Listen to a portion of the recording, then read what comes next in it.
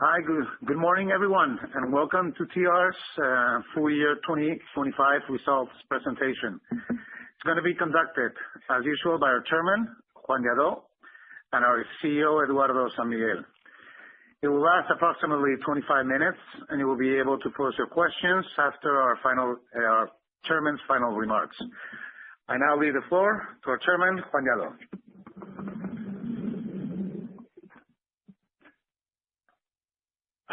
Hi, hello everyone.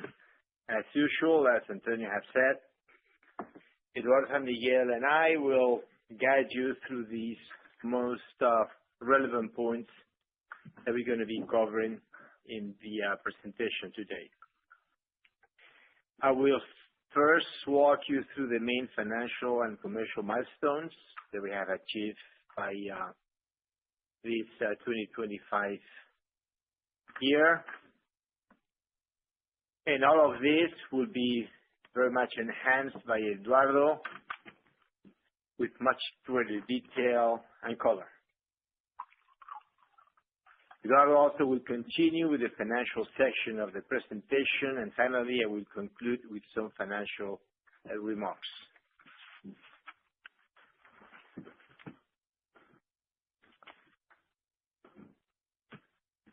Okay. Here, this is different than other presentations.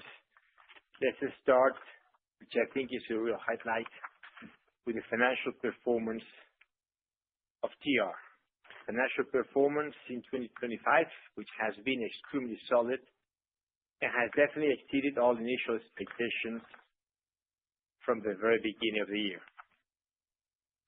As shown in this slide, 2025 sales reached 6.5 million euros, representing 45% increase compared with the 2024, and therefore exceeding the guidance set for the year. If we move to the EBIT level, 2025 reached 291 million euros, which is 61% above 2024. Which results in an EBIT margin of 4.5%, very much complying with the guidance established for the year. Nevertheless, that's important to note as well, we gain, in nominal terms, 57 million euros above our initial goal, which is due to the sales increase.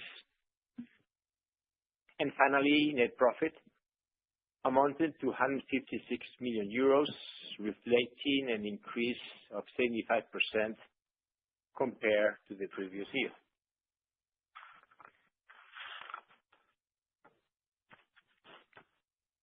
After these results, this performance, it has resulted, as you all were well known, in early repayment of our CEPI loan, which finally took place last December 1st. This repayment of the loan has given us the financial flexibility to return to the shareholder remuneration policy, with dividend payments resuming against these 2026 year results. And this is new, as we never start with guidance. But with these solid financial foundations, I like to anticipate our guidance for 2026. We do expect sales to exceed 6.5 billion euros with an EBIT margin above 5%, which translates into more than 325 million euros. Our guidance for net profit is projected to reach the neighborhood of 200 million euros. But it is important to note that the EBIT grows by more than 10%, from 291 to more than 325. And it is also important to see that net profit increases as well by more than 20%.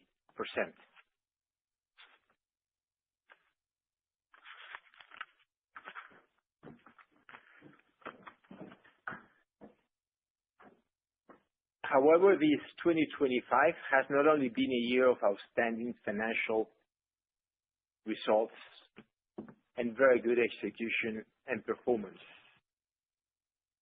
but probably I think it is more important that 2025, it's important to say and to explain to all of you, has been a year of quality of positioning and has been a year of a real inflection point. In 2025, we have managed to place TR where we wanted TR to be. And let me go through why. First, we positioned TR as a much stronger company in the Middle East. Second, with the leadership in the power business.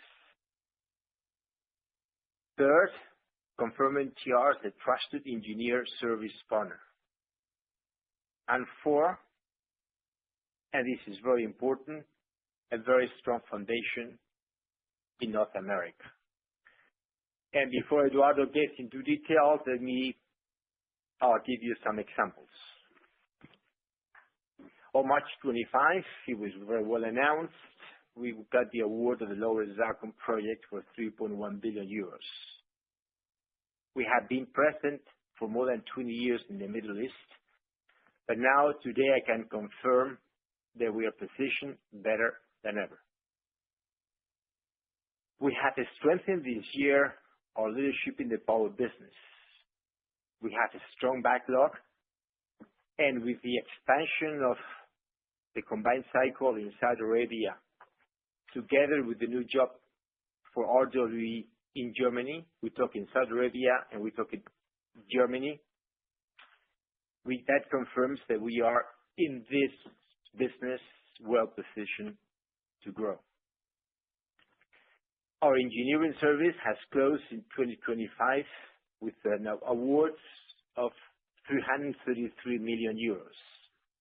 And this is remarkable. This is a remarkable milestone that was defined only 2 years ago. But most important, and very important, is that of these 33 million euros, more than 70 has taken place in North America, which confirms our quality and definitely a growth potential.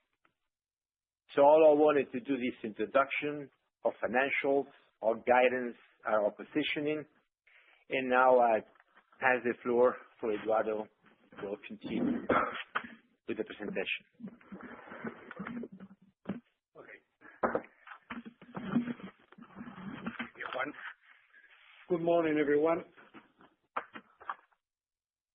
As Juan has explained, year 2025 has been a year plenty of solid achievements.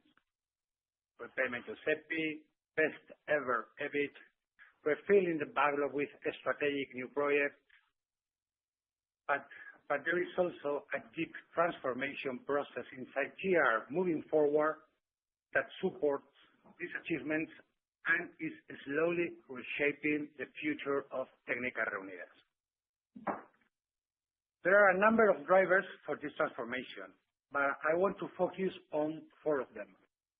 First, expansion of our services business line. Second, our new strategy for the power division.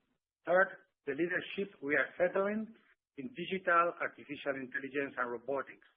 And fourth, our presence in the geographical areas with the highest concentration of future investments. I will cover in the next slides where we are in those 4 drivers, but let me first devote this slide to explain you why it is a real game changer. Expansion of the services business line obviously delivers a volume of profitable and less risky projects, but it is also the way to enter into the US market and to keep on working in the world of energy transition. The new strategy for power that has to do with the spin-off of our power unit that we expect to be completed before summer, well, has a purpose, and this purpose is to maximize the opportunities for this sector based on more resources devoted and more focus. Through investing in artificial intelligence, digitalization, and robotics, we will get cost efficiencies. We will increase our competitiveness, and we will generate opportunities to deliver digital services. And most importantly, it will contribute to redefine how our clients perceive us. And eventually, to complete our footprint with a solid presence in the US was a must last year if we wanted to capture immediate future investments. And we have succeeded in consolidating our presence in the States. Together with the Middle East, we are where we want to be.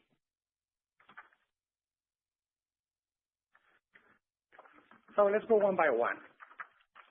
First, the engineering services business line. 2025 figures are good and also promising. 333 million euros in awards.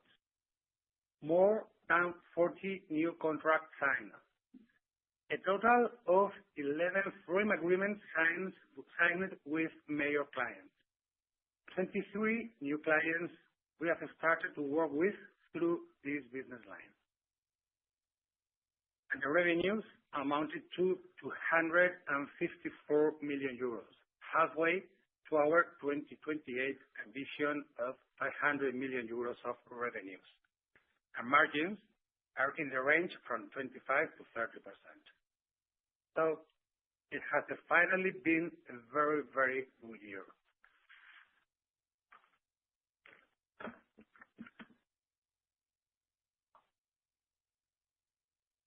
Second, artificial intelligence, digitalization, and robotics. We launched months ago a project called Reunidas Q4, and our conclusion is we can fully transform the way of doing projects. It will take time, but in the meantime, it's an unlimited source of cost efficiency. What is clear to us now is it is time to invest, and we will do it.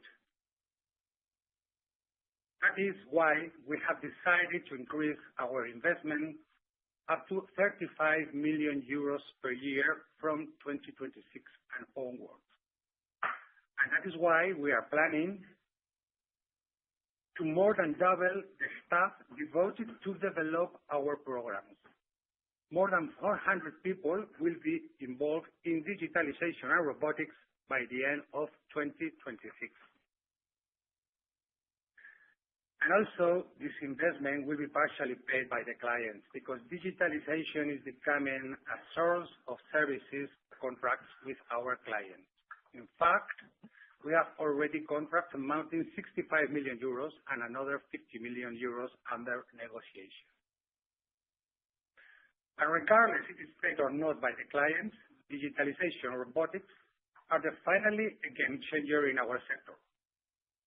From civil works, structures, electromechanics, procurement, site and project control, everything can be digitalized. In fact, around 60% of the man hours in our sector can be automated with today's technology. Our internal estimation is we can capture 200 million euros per year in cost efficiencies. That will be translated into better margins or more competitiveness depending on the market situation. In any case, we will invest. We have to be ready for the future.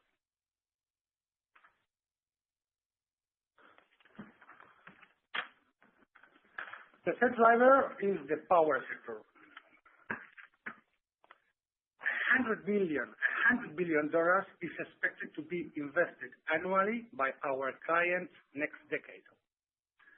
And we have a business unit that has installed 25 gigawatts in the last 20 years, creating a unique relationship with the 4 existing turbine suppliers, GE, Mitsubishi, Siemens, and Saldo. In our October Investors Day, we fixed our target of revenues in 1 billion euros per year. It is not a major challenge considering the size of the market. To secure the achievement of this target, last December, we launched the spin-off of this business unit, and we have created TR Power. The new logo is up there in the slide. With more resources, with the sole focus in constructing combined cycles moved by gas turbines, with fully separated financial accounts, with an identity distinct from TR that allows clients to better identify TR Power management team, we firmly believe the achievement of our target is closer.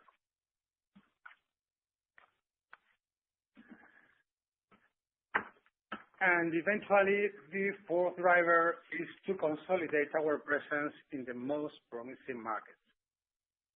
You have some numbers in the slide. They have been provided by McKinsey in its global energy perspective.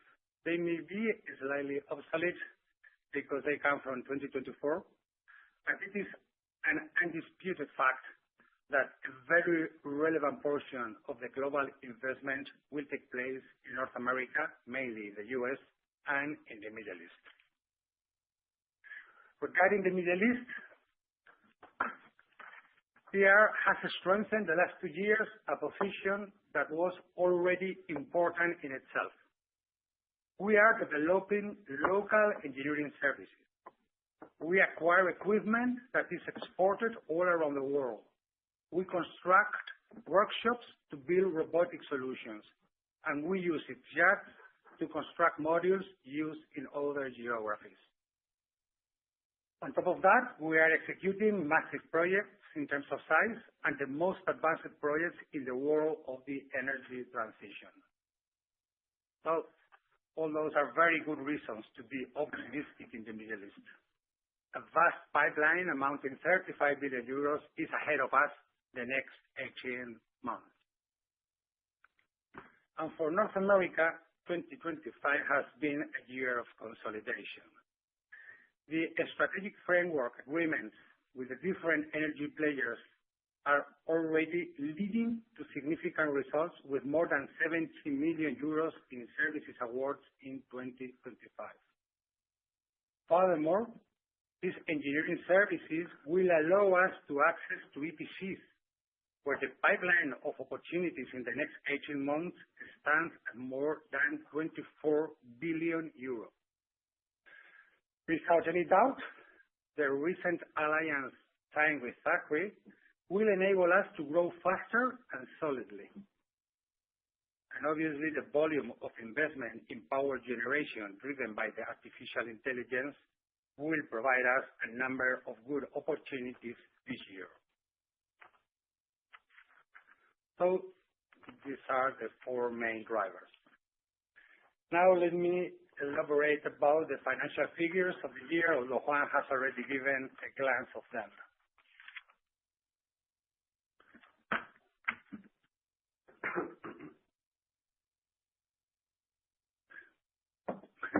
We closed this last quarter of the year with sales of 1.9 billion euros. This represents a 52% increase compared to the fourth quarter of 2024.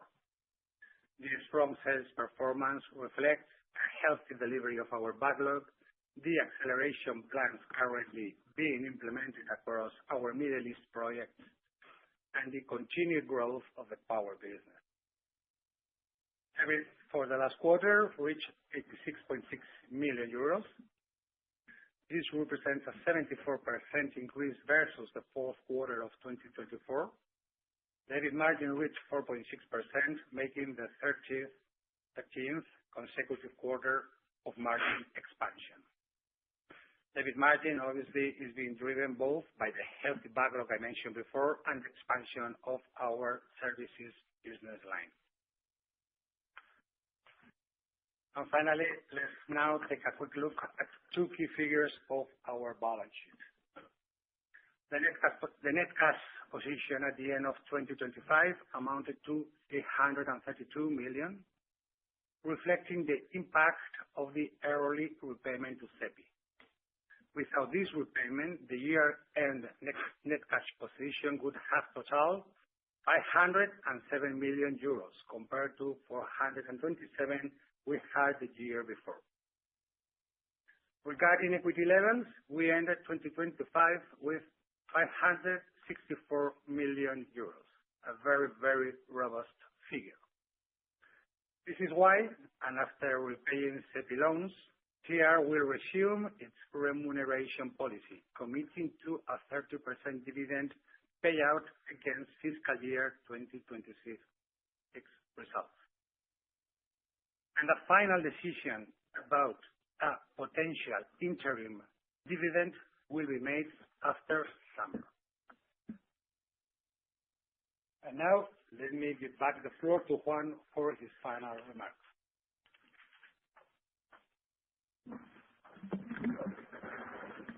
Thank you, Eduardo. Let's all finish. Say that 2025 has been definitely a very strong year. But a year, our transformation has reached, as we have both said, Eduardo and I, a true inflection point. We have set the foundations for growth and profitability. Today, we have product, we do have quality, and we have strengthened very much in regions and markets.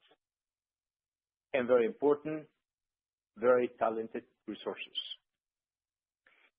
In this sense, and that's what I said before, for 2026,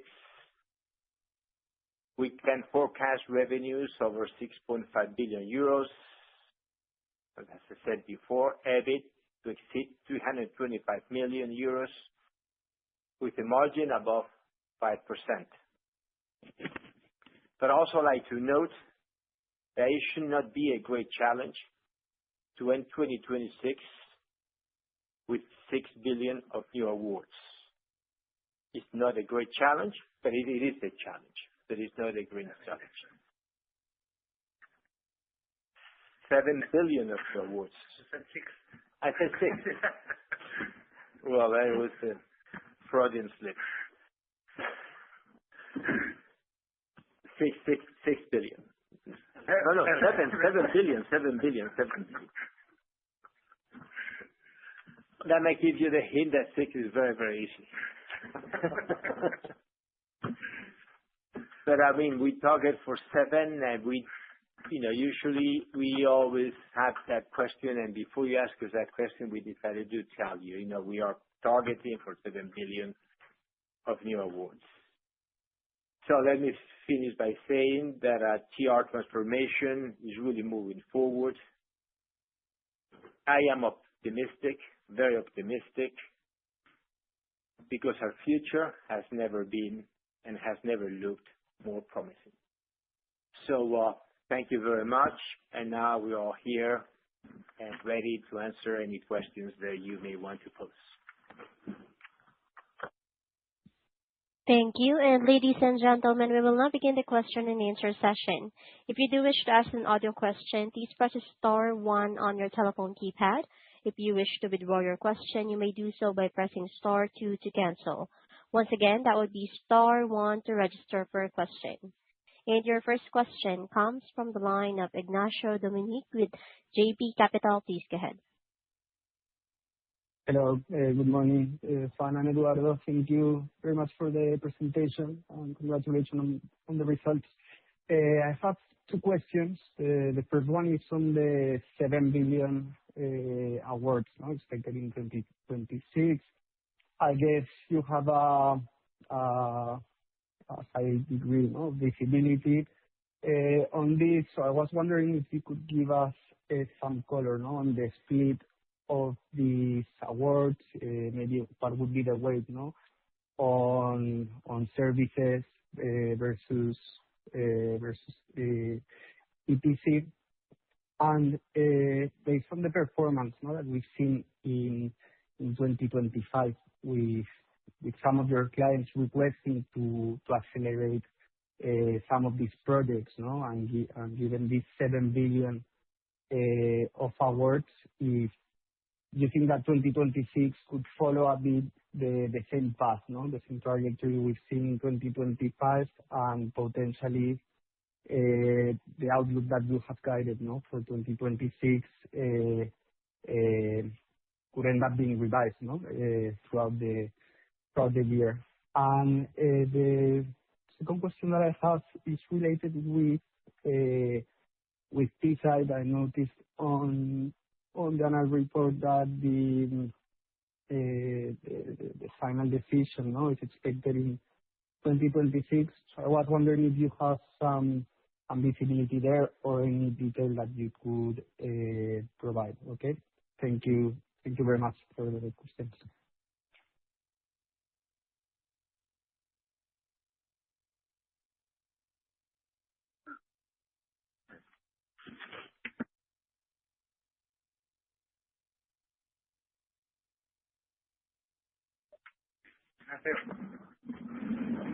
So it's good to know that you have realized it's 7 billion euros after the completion.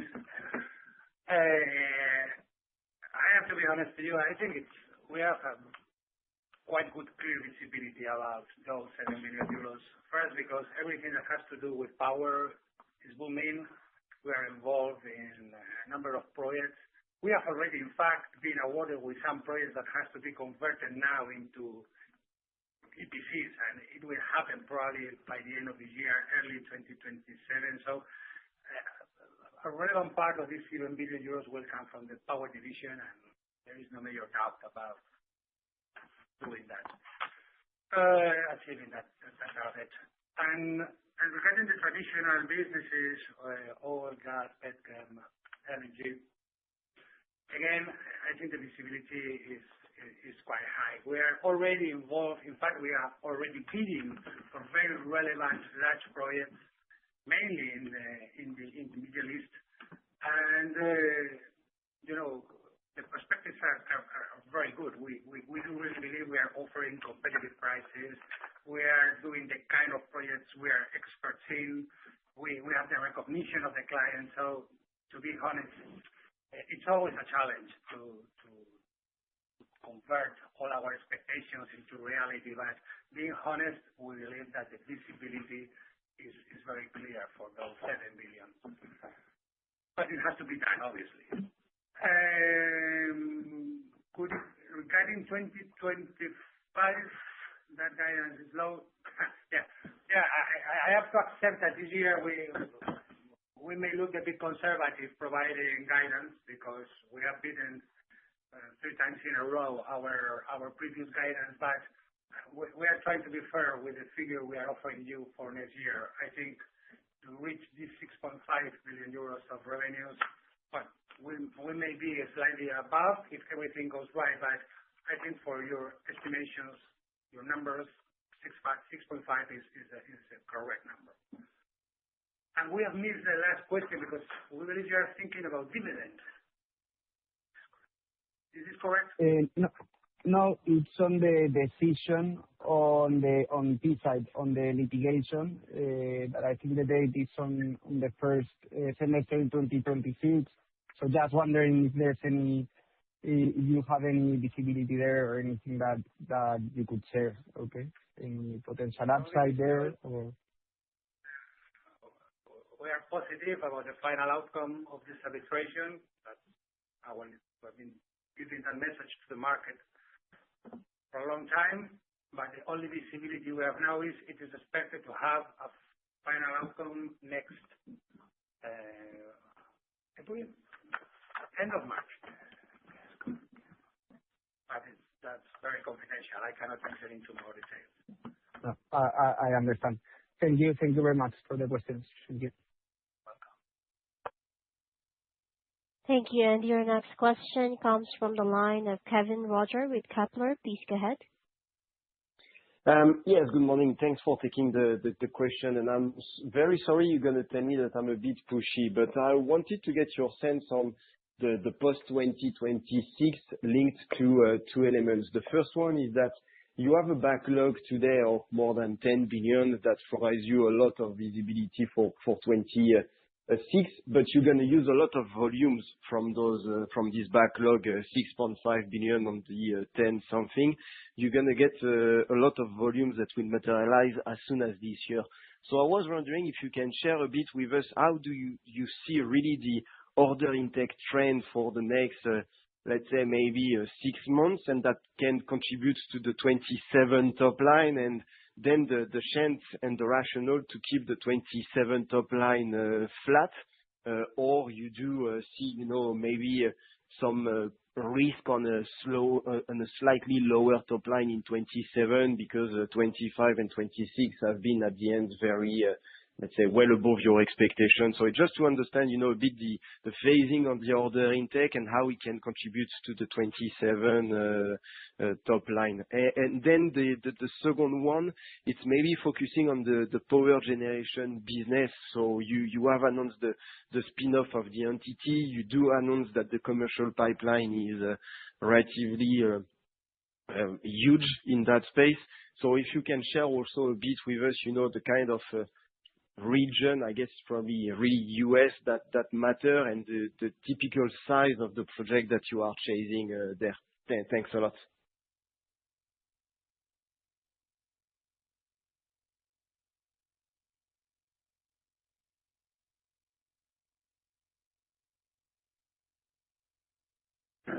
Hi, Kevin. Thank you for the questions. Well, it is math. I mean, we know the volume of backlog we currently have, and we know how we're going to deliver it throughout 2026, 2027. So give or take, around 85%-90% of the revenues coming expected in 2026 will be coming from the existing backlog, but there is still something to be done with the projects to be awarded within this year. So when we say 6.5, again, please don't believe I am being conservative. It is really what we believe it will happen. The good news is that if we will be delivering a small part of all the awards of year 2026 within 2026, this means that most of the revenues will come 2027 and onwards. So I think we are well balanced. When we talk about the pipeline, well, of power, yes, the pipeline of power is massive.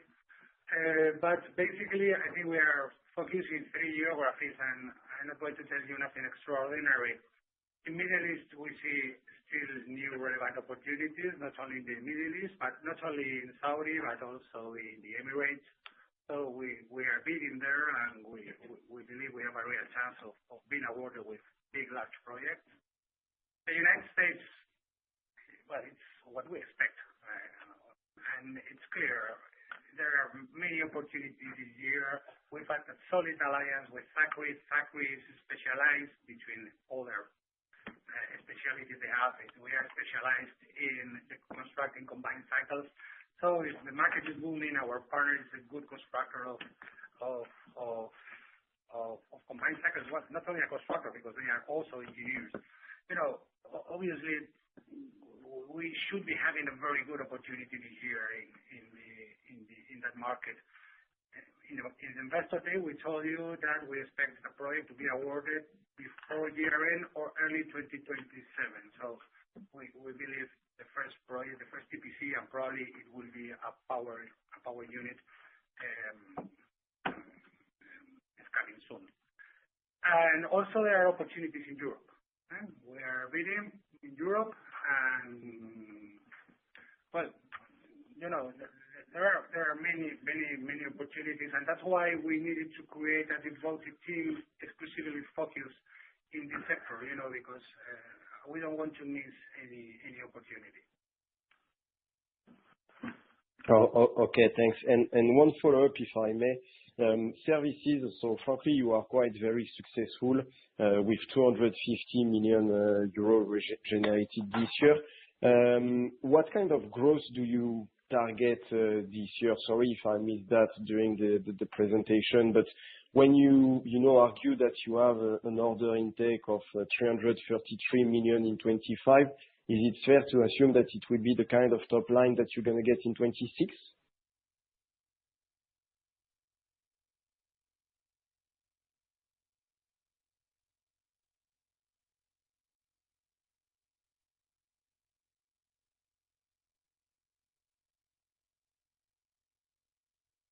Hi, Kevin.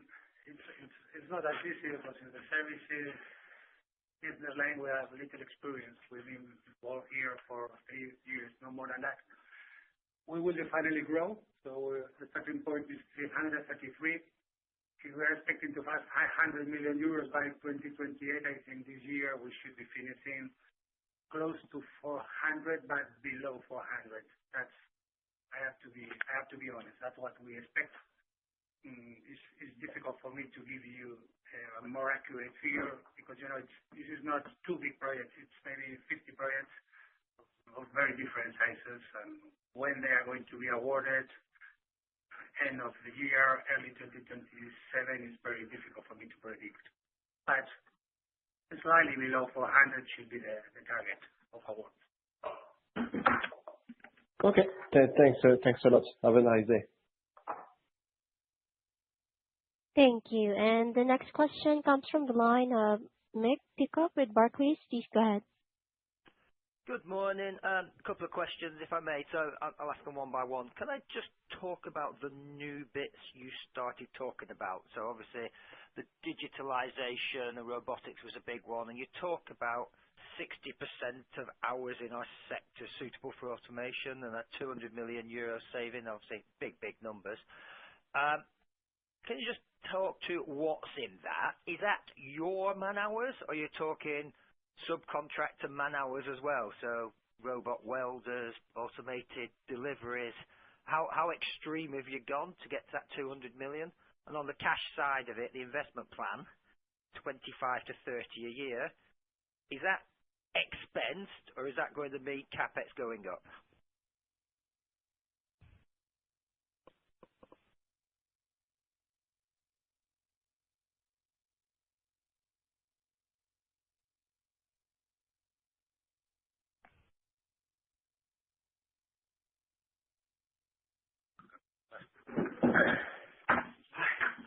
Well, Mick, I have to be honest with you. When I was talking about 200 million euros, I was conservative.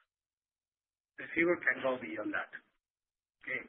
When we were talking about remargin here, we were thinking about let's change everything. And when we talk about change everything, we were talking about the construction as well. Okay. So when I'm talking about saving 60% of man hours, I'm talking about everything, both engineering services, procurement services, and construction man hours.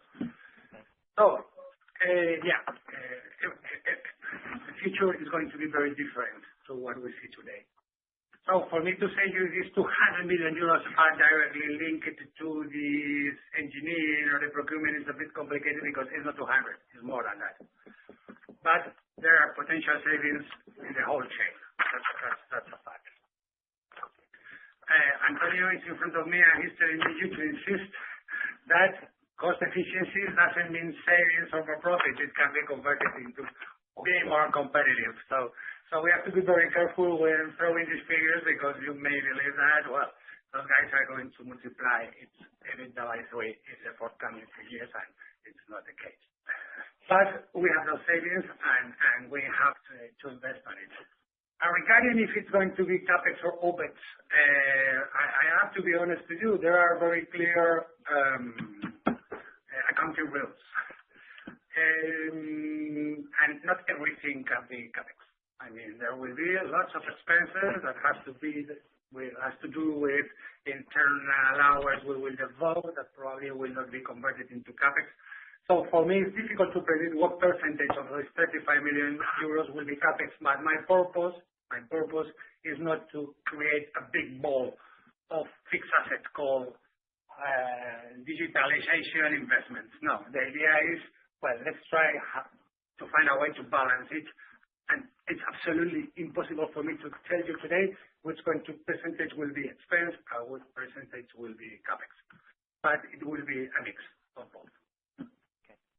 And then second question on power. Clearly, you talk about opportunity sets on power and having good relationships with all the big OEMs for the turbines. But all I hear from my cap goods analyst is that if you want a turbine, get in the queue and you can have that turbine in 2030. So how does TR get in that queue?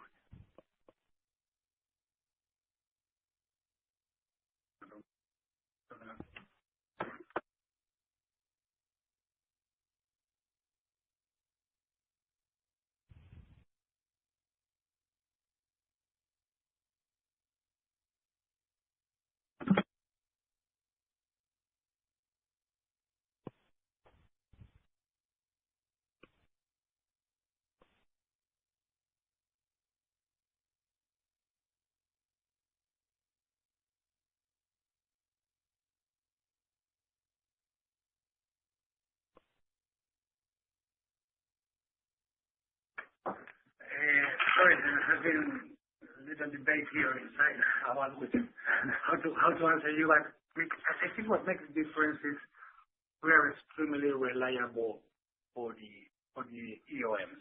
They know us very well. And when they have an opportunity, they ask us to be in the project. I mean, they call us. They want to be partners of them. Obviously, there is a competition. But when you are with General Electric and you are constructing simultaneously 4 projects with them, it is obvious that once they have awarded a turbine to a specific client, and if we are partners of them, for us it's easier to be awarded with the construction of the plant. So, sometimes clients are asking us, do you have a turbine for me? No, we don't have a turbine for you. That's something you have to talk with the supplier of the turbine. But, it's how the EOMs are pushing us and they're offering us good opportunities all around the world. That's why I believe this good relationship with them is so critical.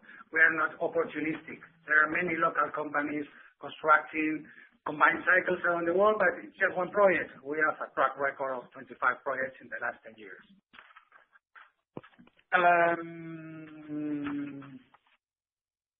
And also, it's important, the services division that also works in power is involved in very early stages in the construction of combined cycles. So when you start early, it's easier for you to be the final company that will construct the plant. So there are many reasons to understand that being close to the EOMs, you are in a better position to be awarded with the project. Magic, thank you. And once again, if you would like to ask a question, simply press star 1 on your telephone keypad. Your next question comes from the line of Felipe Lead with CaixaBank. Please go ahead. Yes, hi. Good morning, everyone. I have 2 questions, if I may.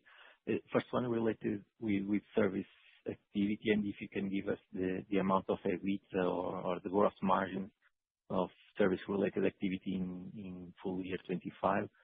Second one, on this artificial intelligence trend, just to confirm if you are involved or have any data center-related project in your pipeline. Thank you.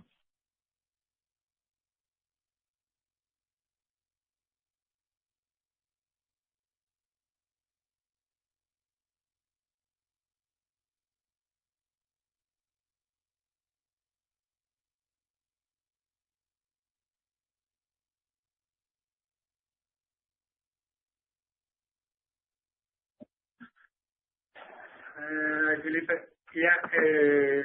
well, I don't want to say anything different to what I said in my presentation. From 25 to 30% is what we are currently doing, and that's what we expect for next year as well.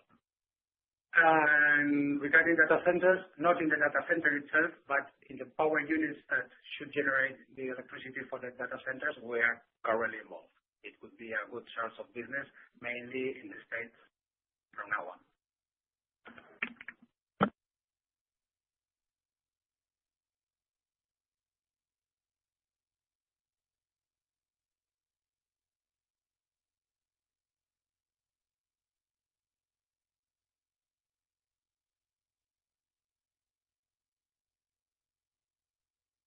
All right, thank you. And once again, if you would like to ask a question, simply press star one on your telephone keypad.